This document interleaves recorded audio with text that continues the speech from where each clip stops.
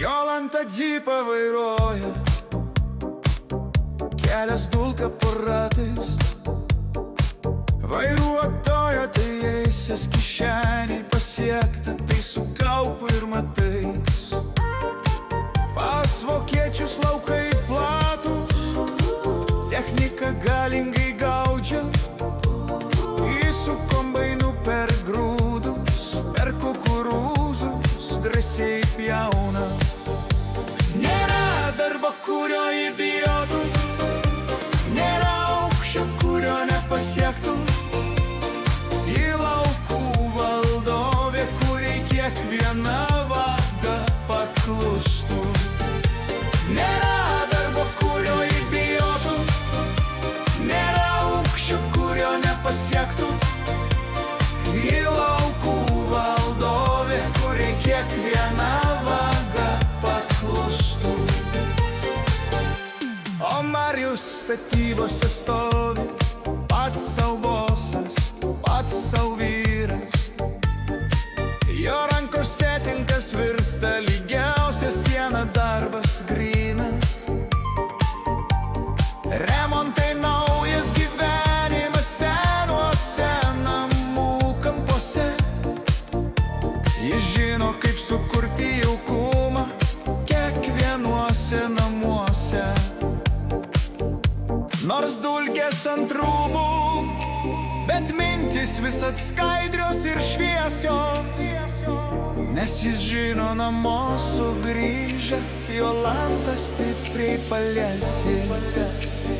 Marius ir Jolanta tai meilė, kalantai geležį.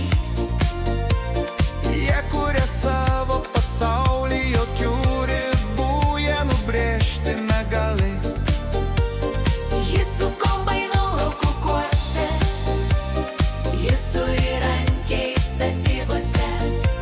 Bet jų širdys plaka vienu ritmu visose danybėse. Du stiprūs žmonės, viena bendra ir didelė viltis. Jų meilė tai tvirtovė, kurios niekas neišardys. Kai baigėsi derlius ir sienos, jau baltai nušvinta. Jie susitinka ten, kur meilė giliai įminta. Ji papasakos apie Vokietijos laukus ir Dzipo greitį. O jis kaip sekėsi sienas lyginti ir ateitį brėžti. Jie nesiskundžia nuovargiu, jie džiaugiasi tuo, ką sukūrė. Nes kartu jie galingiausia jėga, kokį tik pasaulis turėjo. Pabaiga! La la la la la la la.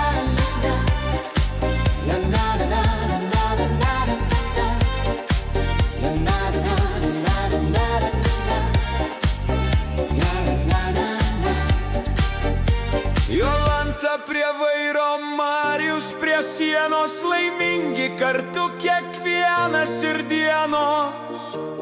Meilė, darbas ir bendras dangus. Marius ir Jolanta tai pavyzdys mums visiems, koks turi būti žmogus. Tikra istorija.